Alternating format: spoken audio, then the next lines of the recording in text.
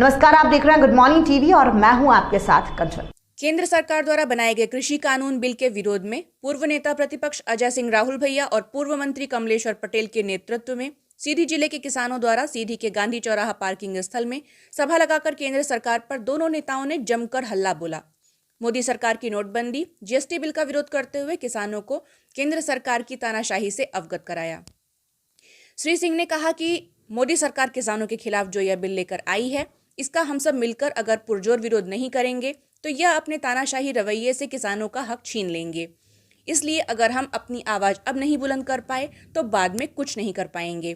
साथ ही राहुल भैया ने कहा कि भारत ही एक ऐसा देश है जहां ईवीएम से चुनाव अभी भी कराया जा रहा है और भारतीय जनता पार्टी के अलावा बाकी सभी पार्टियां ईवीएम द्वारा चुनाव कराने का विरोध कर चुकी हैं।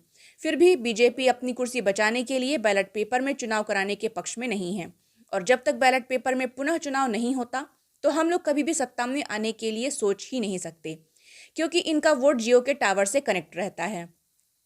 राहुल भैया यही नहीं रुके, उन्होंने कहा कि करीब आज 2 महीने से दिल्ली, हरियाणा, पंजाब में किसान अपने हक की लड़ाई के लिए शहीद हो रहा है और केंद्र सरकार अपने कानून को लेकर जिद पर अड़ी हुई है। लेकिन जब तक यह कृषि कानून बिल जो किसान विरोधी है वापस नहीं ले लेते, हम किसानों के साथ खड़े रहेंगे।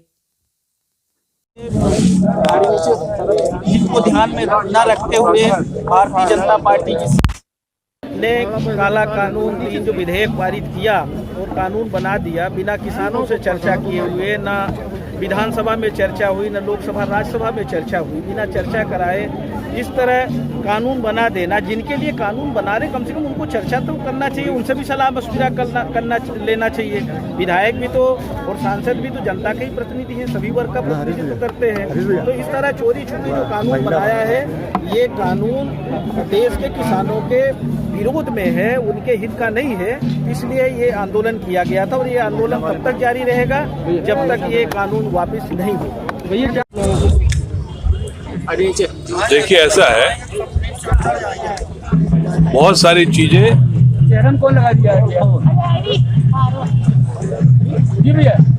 एक दिशा देती है।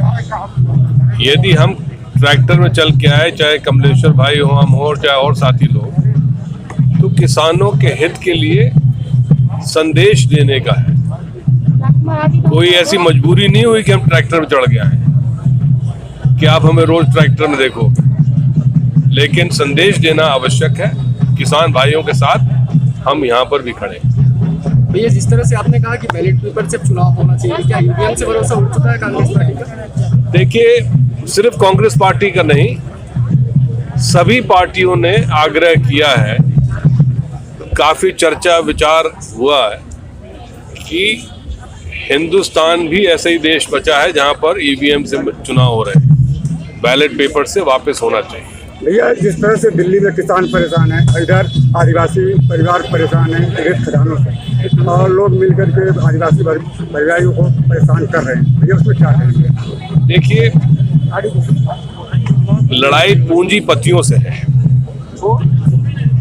पूंजीपतियों की वजह से किसान परेशान है, पूंजीपतियों की वजह से आदिवासी परेशान है। तो मानसिकता के खिलाफ ये लड़ाई है, चाहे वो किसान विरोधी हो, चाहे आदिवासी विरोधी। भैया, जिले का जो प्रशासनिक रवैया है, उसको लेकर क्या लगता है तो पूरे बीजेपी में हो चुका है? बड़ा दुर्भाग्य है कि प्रदेश में दमन की राजनीति भारतीय जनता पार्टी सरकार कर रही है। कांग्रेस की सरकार जब भी थी, अभी हाल में भी थी, उसके पहले भी थी, कभी भी इतनी घटिया सोच से राजनीति प्रेरित नहीं थी कि अधिकारी लोगों को परेशान करके काम कराया जाए। लेकिन मुझे ये भरोसा है कि मध्य प्रदेश में अभी भी ऐसे नौकरशाह हैं जो इसका विरोध करके सही बात करेंगे। किसान आंदोलन करने में देर नहीं हो गई, मतलब इतने दिनों से शुरू हुआ है ये आंदोलन, ये बिल और कानून आया हुआ है। देर आए दुरुस्त आए जी। भैया जी, जिस तरह से आदिवासी परिवार आपके पास अभी आए थे जी, उनको क्या न्याय मिल पाएगा?